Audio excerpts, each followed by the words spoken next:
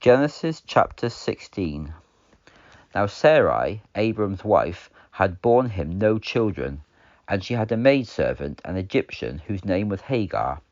So Sarai said to Abram, "The Lord has prevented me from having children. Please go into my maid. It may be that I will obtain children through her." Abram listened to Sarai. So after Abram had been living for 10 years in the land of Canaan, Sarai his wife took Hagar her maid, the Egyptian, and gave her to her husband Abram to be his wife. He went in to Hagar, and she conceived. When she saw that she had conceived, she began to despise her mistress. Then Sarai said to Abram, "May the wrong done to me be on you.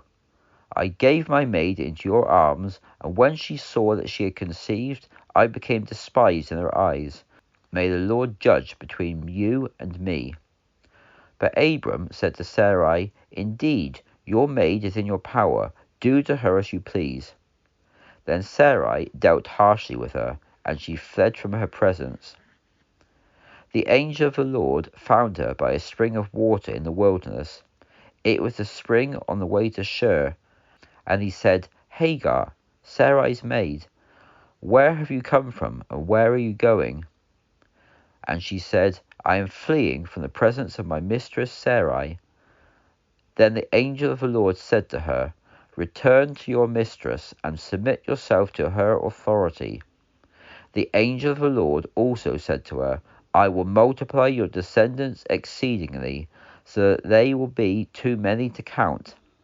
Then the angel of the Lord said to her, "You are pregnant, and will bear a son.